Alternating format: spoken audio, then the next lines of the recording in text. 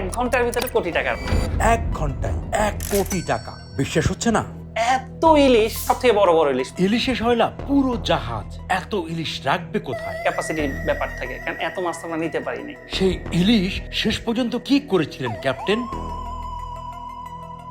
ইলিশ মাছ পেয়েছিলাম একবার। ইলিশ আসলে বাংলাদেশে তো অনেকে জানে না ব্যাপারটা, মানে 80 to 90% ইলিশ কিন্তু ধরা হয় সাগরে। বাট আমাদের বাজার বা আমাদের যে কালচারটা এমনভাবে গড়ে উঠেছে যে সব চাঁদপুর অথবা পদ্মার 90% ইলিশ হলো সামুদ্রিক। আমরা এক ট্রলে, মানে আমরা আমাদের যে ইকো সাউন্ডারে দেখা যায় যে ফিশগুলো কিরকম জাহাজের নিচে, পানির নিচে। তো আমরা একটা ইকো দেখেছিলাম, ছোট্ট একটা ইকো, সর্বোচ্চ 10 মিলিমিটার হতে পারে বা আরেকটু বেশি হতে পারে। তো এটা দেখার পরে আমরা যখন জালটা, মানে এটা যখন আমরা ড্র্যাগ করি, ট্রলিং করি, জালের ভিতরে ঢোকার পরে আমরা একটা সার্টেন টাইম পরে জালটা উঠাই, আমরা জাল উঠাইতে পারতেছিলাম না, মানে এত পরিমাণে ইলিশ ছিল ওই ট্রলে। আমরা প্রায় 30 টনের উপর, 30 থেকে 40 টনের উপর ইলিশ পেয়েছিলাম, 500 গ্রাম 400 গ্রাম এই সাইজের মোটামুটি। তো এটা একটা ডেফিনেটলি একটা মেমোরেবল ব্যাপার ছিল যে ডেক ভর্তি, আমাদের যে ডেকটা শুধু ইলিশ আর ইলিশ, ইলিশ ছাড়া কিছু নাই।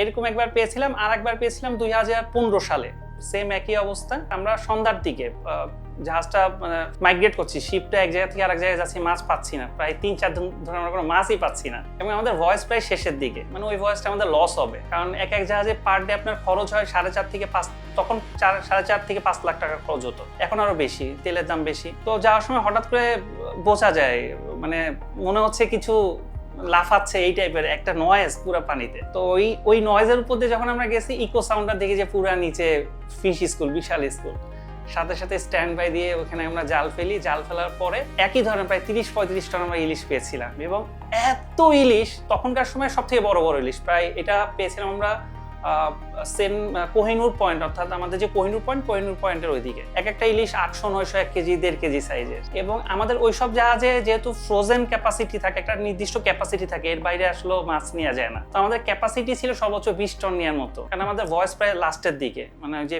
কম্পার্টমেন্টগুলো থাকে ক্যাপাসিটির ব্যাপার থাকে, কারণ এত মাছ আমরা নিতে পারিনি। তো আশেপাশের বোর্ড ছিল, ওই বোর্ডে পর্যন্ত আমরা মাছ দিয়ে দিয়েছিলাম ওইবার। বাজার মূল্যে যদি এখন হিসাব করি, যেমন এখন প্রায় 1 কেজি সাইজের ইলিশ আপনার 1,500-2,000-2,500 টাকা। তো ওই হিসাব করলে প্রায় কোটি টাকার, মানে 1 ঘন্টার ভিতরে কোটি টাকার মাছ। ডেফিনেটলি ওরা তো খুব খুশি, কারণ আমাদের ফিশিং ভেসেলের স্যালারি স্ট্রাকচার, তারপর যে ব্যাপারগুলো থাকে সেটা হলো পার্সেন্টেজ বোনাসের উপরে। যে ক্যাপ্টেন একটা স্যালারি পায়, ধরেন 1.5 লাখ টাকা বা 1 লাখ টাকা, এটা হলো পার্মানেন্ট স্যালারি, এটা আপনার প্রতি মাসে পাবে। আর এরপরে মূলত যেটা, সেটা হলো আপনার পার্সেন্টেজ বোনাস থাকে একটা, যে 5% বা 6% লভ্যাংশের পরে আর কি। এই ধরনের মাছ যখন আসে কোম্পানি খুব খুশি, কারণ এগুলো তো ধরেন বুস্টিং করে আপনার। আর আমরা তো সব ধরনের ক্যাচ করি, যেমন চাপিলা মাছ, মানে সার্ডিন ফিশ, এগুলো কম দামি মাছ। ফাইসা মাছ আছে। 2010-11 সালে আমার মনে আছে যখন টেন্ডার হইতো, তখন আমরা লইট্টা মাছ বিক্রি করতাম 18 থেকে 20 টাকা কেজি, আর এখন ঢাকাতে মনে হয় 300-350 টাকা করে কেজি। ওই টাইপের মাছগুলোকেও টেন্ডারের সময় বুস্ট করে নিয়ে যেত, কারণ ইলিশ মাছটা ধরবে, এই জন্য টেন্ডার যারা করতেন তারা ওই নন কোয়ালিটি মাছগুলোতে অনেক দাম দিত, কারণ এই মাছটাকে ধরতে হবে। তো স্যার এই জন্য দেখা যেত কোম্পানি খুব খুশি হইতো, আর আপনার অল ওভার ক্যাশটা ভালো হচ্ছে।